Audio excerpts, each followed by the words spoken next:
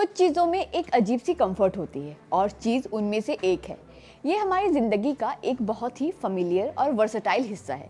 कभी पनीर की सब्जी, कभी सैंडविच में चेडर, तो कभी फ्राइडे नाइट के पिज्ज़ा पर पिघलता हुआ मोज़रेला। हम ज़्यादातर लोग चीज़ के बारे में सिर्फ उसके टेस्ट और कन्वीनियंस के हिसाब से सोचते हैं, ना कि फ्यूचर हेल्थ से जोड़कर। लेकिन अब रिसर्चर्स ये देखने लगे हैं कि हमारे छोटे छोटे फूड चॉइसेस, जैसे कि हफ्ते में कितनी बार चीज़ खाते हैं, लंबे समय में हमारे ब्रेन हेल्थ से जुड़े हो सकते हैं। ये आइडिया सुनने में बहुत सिंपल लगता है, लेकिन कभी कभी ऐसी छोटी सी हैबिट ही टाइम के साथ बड़े पैटर्न बनाती है। जब डिमेंशिया को लेकर चर्चा बढ़ रही है, तो चीज़ जैसे सिंपल फूड भी विज्ञान की कॉन्वर्सेशन में शामिल हो गया है। जापान में हुआ एक बड़ा peer reviewed study, cheese consumption and incidence of dementia in community during older Japanese adults, the जैक्स 2019 टू 2022 कोहर्ट स्टडी, इस बात पर रोशनी डालता है। इसमें 7,900 से ज़्यादा लोग शामिल थे, जिनकी उम्र 65 साल से ऊपर थी। 3 साल तक इन लोगों का फॉलोअप किया गया और नतीजे चौंकाने वाले थे। जो लोग हफ्ते में कम से कम एक बार चीज़ खाते थे, उनमें डिमेंशिया होने की संभावना थोड़ी कम पाई गई। इसका मतलब ये नहीं है कि चीज़ डिमेंशिया को रोकता है, लेकिन एसोसिएशन इतना स्ट्रांग है कि उसे इग्नोर नहीं किया जा सकता। स्टडी ने 2 ग्रुप्स कंपेयर किए। एक ग्रुप जो हफ्ते में एक बार या उससे ज़्यादा चीज़ खाते थे और दूसरा ग्रुप जो बिल्कुल चीज़ नहीं खाते थे। वीकली चीज़ ईटर्स में करीब 3.4% लोगों को डिमेंशिया हुआ, जबकि नॉन चीज़ ईटर्स में ये नंबर 4.5% के करीब था।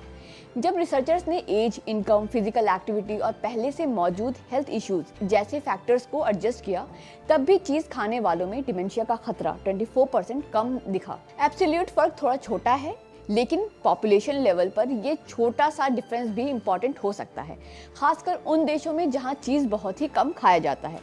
हालांकि स्टडी ने ये साबित नहीं किया कि चीज़ डायरेक्टली डिमेंशिया रोकता है, लेकिन रिसर्चर्स के पास कुछ इंटरेस्टिंग थ्योरीज हैं। चीज़ में high quality proteins, essential fatty acid और विटामिन K2 होता है। ये सब वेस्कुलर और न्यूरोलॉजिकल हेल्थ को सपोर्ट करते हैं, क्योंकि दिमाग की सेहत हमारे ब्लड वेसल्स से सीधी तरह जुड़ी होती है। इसलिए ऐसे फूड्स जो वेस्कुलर हेल्थ बेहतर बनाते हैं, वो इनडायरेक्टली ब्रेन की एजिंग को भी प्रभावित कर सकते हैं। एक और थ्योरी गट माइक्रोबायोम से जुड़ी है। कई चीज़, खासकर फर्मेंटेड वाले में अच्छे बैक्टीरिया और बायोएक्टिव पेप्टाइड्स होते हैं, जो गट हेल्थ को सपोर्ट करते हैं। रिसेंट ईयर्स में ये साफ दिखाई दिया है कि गट और ब्रेन हेल्थ का कनेक्शन बहुत स्ट्रॉन्ग है। हालांकि ये स्टडी चीज़ के टाइप्स को अलग अलग करके नहीं देखती, लेकिन फर्मेंटेड डेयरी फूड्स का लॉन्ग टर्म कॉग्निटिव हेल्थ पर असर अब रिसर्च का बड़ा हिस्सा बन चुका है। रिसर्चर्स ये भी कहते हैं कि चीज़ खाने वाले लोगों की डाइट ओवरऑल ज़्यादा बैलेंस्ड या न्यूट्रिएंट रिच होती है। स्टडी में नॉन चीज़ ईटर्स की डाइट क्वालिटी अक्सर ख़राब पाई गई है। ऐसे में चीज़ खुद फ़ायदेमंद हो ये ज़रूरी नहीं, बल्कि ये भी हो सकता है कि चीज़ एक ऐसे ईटिंग पैटर्न का हिस्सा है जो पहले से हेल्दियर हो। चीज़ मॉडरेट क्वांटिटी में एक बैलेंस डाइट का हिस्सा बन सकता है। होल फूड्स, हेल्दी फैट्स और एडिक्वेट प्रोटीन्स वाली डाइट अक्सर डिमेंशिया रिस्क को कम करने से जुड़ी होती है। चीज़ में एक और ख़ास बात होती है सटाइटी, यानी इसे खाने से पेट देर तक भरा महसूस होता है, जिससे लोग बार बार अनहेल्दी स्नैकिंग से बच सकते हैं। स्टडी ने इसे डायरेक्टली मेजर नहीं किया, लेकिन आमतौर पर डाइटरी हैबिट्स हमेशा एक नेटवर्क की तरह काम करती है, ना कि अकेले। फिर भी स्टडी की कुछ लिमिटेशंस है। इसमें बायोमार्कर्स मेजर्स नहीं किए गए, ना ही चीज़ के अलग अलग टाइप्स के इफेक्ट्स देखे गए। पोर्शन साइज का भी कोई डेटा नहीं है, सिर्फ फ्रीक्वेंसी दर्ज की गई है। इसलिए नतीजे ये नहीं कहते कि अगर आप चीज़ ज़्यादा खाएंगे तो डिमेंशिया रिस्क ड्रामेटिकली कम हो जाएगा। इसका मतलब बस इतना है कि बैलेंस्ड, वेल राउंडेड डाइट में चीज़ एक छोटा सा पॉजिटिव रोल निभा सकता है। हफ्ते में 1-2 बार चीज़ खाना आसानी से हेल्दी ईटिंग पैटर्न में फिट हो जाता है। बस इसे fruit, vegetables, whole grains, nuts और ओमेगा रिच फूड्स के साथ बैलेंस करना ज़रूरी है।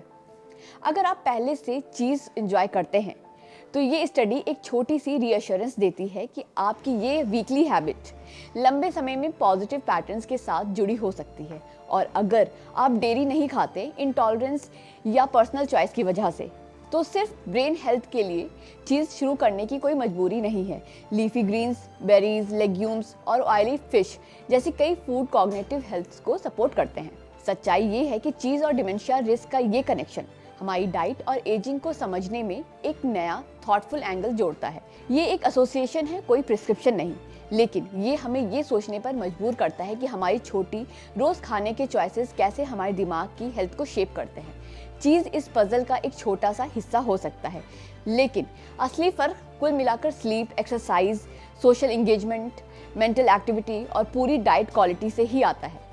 हफ्ते में एक बार खाया हुआ चीज़ कोई मैजिक नहीं है, लेकिन हेल्दी एजिंग की बड़ी पिक्चर का एक छोटा सा मीनिंगफुल पीस ज़रूर हो सकता है। तो आपका इस पर क्या कहना है, हमें कमेंट सेक्शन में ज़रूर बताएं। अगर आपको ये वीडियो अच्छी लगी तो इसे लाइक करें, शेयर करें और हमारे चैनल को सब्सक्राइब करें।